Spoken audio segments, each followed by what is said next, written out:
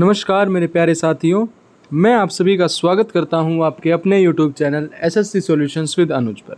जैसा कि आप सभी जानते हैं, हम एसएससी सीजीएल 2022 के पेपर डिस्कस कर रहे हैं।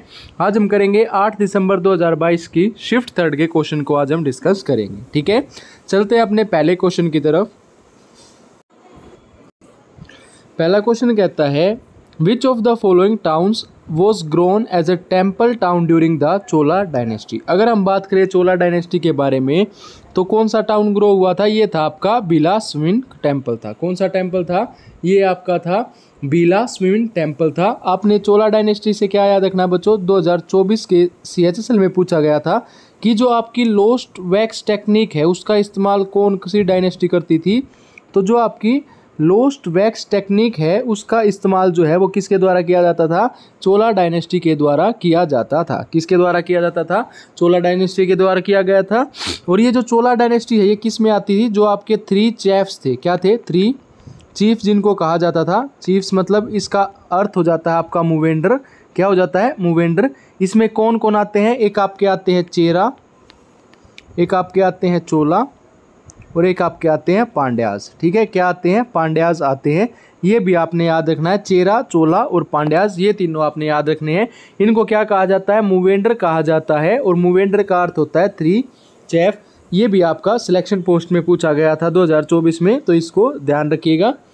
अगला क्वेश्चन क्या कहता है? अगला क्वेश्चन कहता है, जो मेजर रिसोर्स है गोंडवाना कोल का which are metallurgical core are located in the Damodar valley. ये आपने याद रखना है। एक 1 लाइनर क्वेश्चन है कि जो मेजर रिसोर्सेज होते हैं आपके गोंडवाना कोल के, जो मेटलर्जिकल कोल हैं वो कहाँ पे पाए जाते हैं? वो आपकी दामोदर वैली में पाए जाते हैं। ठीक है, उसके बाद अगर हम बात करें ICC women's cricket world cup की, ये नहीं याद रखना। आपने जो बच्चों याद रखना है वो आपका ICC का जो मैन का क्रिकेट वर्ल्ड कप हुआ था अब 2022 का 2024 का जो वनडे हुआ था वो कहाँ पे हुआ था? वो आपका इंडिया में हुआ था। और जिसमें जीता कौन था? विन आपकी ऑस्ट्रेलिया के द्वारा जीता गया था। और रनर अप कौन रहा था? ये आपका इंडिया रहा था। ठीक है, रनर अप कौन हो जाएगा? ये आपका इंडिया हो जाएगा। और एक आपने क्या याद रखना है, जो T20 वर्ल्ड कप हुआ था उसमें कौन जीता था? उसमें अपना भारत जीता था, इंडिया जीता था। ये आपने याद रखना है। किसको हराया था? तो साउथ अफ्रीका को हराया था। किसको हराया था? साउथ अफ्रीका को हराया था। ये आपने याद रखना है। ठीक है, उसके बाद अगला क्वेश्चन कहता है, identify an example of organisms that does not belong to the 3rd tropical level.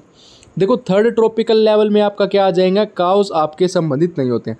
आपका जो ये ट्रॉपिकल लेवल बनता है ये एक इस तरीके से बनता है। सबसे पहले आपकी क्या आ जाएंगी? आपके जो घास वगैरह हैं वो आ जाएंगे। सेकंड पे कौन आ जाएंगे? ये रैबिट वगैरह या काऊ वगैरह जो भी आपके घास को खाते हैं। थर्ड पे कौन आ जाएगा? जो इन रैबिट वगैरह को खाते हैं। फिर वो और ऊपर चले जाएंगे और फिर लास्ट में क्या आ जाएगा? हमारा बैक्टीरिया आ जाएगा, जो इन जानवरों के मरने के बाद इन पे डिकम्पोज हो जाता है। तो ये आपने ऐसे याद रखना है। ठीक है, उसके बाद है in the Indus mountain of south America.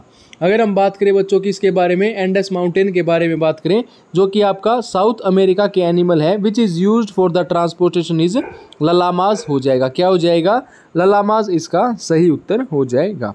ठीक है, अगर आपसे पूछा जाए, अगला क्वेश्चन कहता है, जो आपकी अर्ली टर्किश रूलर थे, अर्ली जो टर्किश रूलर थे उन्होंने रूल किया था कब से कब तक?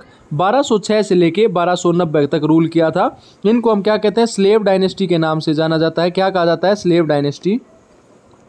गुलाम वंश जिसे हम कहते हैं, या मामलुक डायनेस्टी से भी इनको जाना जाता है। किससे जाना जाता है? मामलुक डायनेस्टी से भी, या आपका क्या हो जाएगा? गुलाम वंश। क्या हो जाएगा आपका? गुलाम वंश हो जाएगा। क्या हो जाएगा? गुलाम वंश हो जाएगा। 1206 से लेके 1290 तक। ठीक है, ये आपने याद रखना है। अगर हम बात करें दिल्ली सल्तनत के बारे में, तो दिल्ली सल्तनत के बारे में अगर हम बात करें, टोटल आपकी कितनी डायनेस्टी ने रूल किया था? टोटल आपकी 5 डायनेस्टीज़ ने रूल किया था। कितनियों ने किया था? 5 डायनेस्टी ने रूल किया था। कैसे याद रखेंगे? अगर इंग्लिश में याद रखना है तो आप याद रख सकते हैं सख्त सा लोंडा। क्या याद रख सकते हैं? सख्त। देखो भाई, अगर इंग्लिश में याद रखना है, इंग्लिश में याद कर लीजिए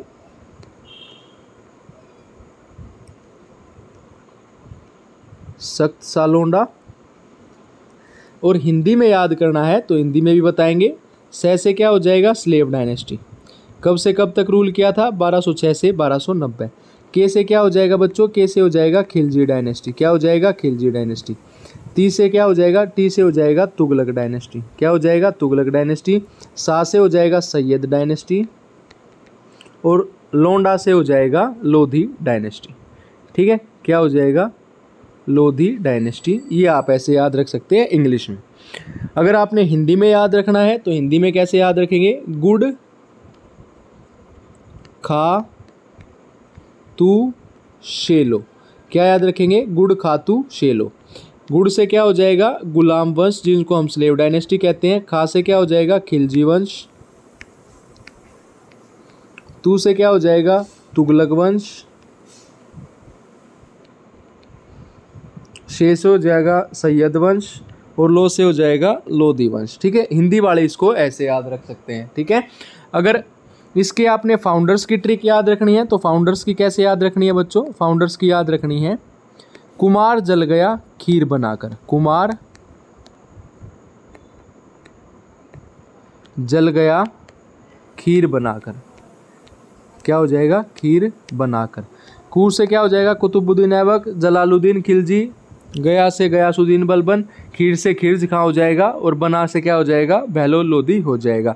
इसके बाद आपने क्या याद रखना है, इनका खात्मा किसने किया था, 1526 में जो आपका फर्स्ट बैटल ऑफ पानीपत हुआ था। क्या हुआ था, फर्स्ट बैटल ऑफ पानीपत कब हुआ था, 1526 में हुआ था। किस किस के बीच में हुआ था, बाबर और इब्राहिम लोदी के बीच में हुआ था, बाबर वर्सेस इब्राहिम लोदी। ठीक है, अब बाबर ने क्या किया था, इब्राहिम लोदी को हराया था और किसकी स्थापना की थी, मुगल एम्पायर की स्थापना की गई थी। आपसे सीपीओ 2024 में पूछा गया था, कब पूछा गया था, सीपीओ 2024 में, कि जो मुगल एम्पायर है इसकी स्थापना किस वर्ष में की गई थी, तो 1526 में की गई थी जब फर्स्ट बैटल ऑफ पानीपत हुआ। और किसके द्वारा की गई थी, तो ये आपकी बाबर के द्वारा की गई थी। अगर यही बात कर ले बच्चों बाबर के बारे में, तो बाबर के युद्ध आपसे कई बार पूछ लिए जाते हैं। बाबर ने क्या किया था, 1526 में पानी पिया था। ठीक है, 1527 में क्या किया था, उसने खाना खाया था। ठीक है, उसके बाद 1528 में क्या किया था, उसने चांद देखा था। क्या देखा था बच्चों, चांद देखा था। 1529 में क्या किया था उसने, वह घर गया था। और 1530 में बच्चों वह मर गया था। और कहाँ उसको दफनाया गया था, आराम बाग में उसको दफनाया गया था। अगर मैं बात करूं बच्चों पानीपत के बारे में, पानी के बारे में, तो पहला बैटल ऑफ पानीपत लड़ा गया था। पानीपत किसके साथ लड़ा गया था, इब्राहिम लोदी के द्वारा, अभी हमने बताया। दूसरा बैटल ऑफ खानवा था जिसमें बाबर ने किसको हराया था, राणा संगा को हराया था। किसको हराया था, राणा संगा को। फिर बैटल ऑफ चंदेरी था जिसमें इसने मैदिनी राय को हराया था। किसको हराया था, मैदिनी राय को। सीपीओ 2024 में पूछा गया है कि बैटल ऑफ चंदेरी में किसको हराया था। उसके बाद घाघर, बैटल ऑफ घाघर जिसमें इसने अफगान को हराया था और 30 में ये मर गया था। और मरने के बाद कहाँ दफना दिया था, आराम बाग में इसको दफना दिया गया था। ठीक है, उसके बाद अगला क्वेश्चन कहता है बच्चों, अगला क्वेश्चन क्या कहता है, अगला क्वेश्चन कहता है Surekha Punekar is a dash dancer from Maharashtra. Maharashtra से अगर मैं बात करूं तो लवानी हो जाएगा इसका अंतर।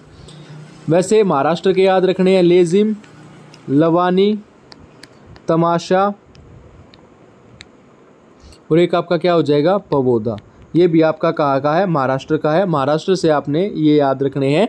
और जो सुरेखा पुंडरेकर हैं वो किससे संबंधित हैं, वो आपकी लवानी से संबंधित हैं। ठीक है, अगला क्वेश्चन क्या कहता है, अगला आपने याद नहीं रखना है। The core of the earth is made up of निकल एंड आयरन, सभी को पता होगा। ठीक है, उसके बाद अगला क्वेश्चन कहता है who among the following is not an exponent of the Mohiniyattam classical dance. अगर मैं बात करूं बच्चों मोहिनीअट्टम के बारे में, तो मोहिनीअट्टम कहाँ का क्लासिकल डांस है, केरला का। अगर मैं बात करूं कथकली, क्या हो जाएगा कथकली, ये भी आपका एक केरला का ही क्लासिकल डांस है। अगर मोहिनीअट्टम के बारे में बात करें तो बच्चों क्या हो जाएगा प्रत्यक्षा काशी।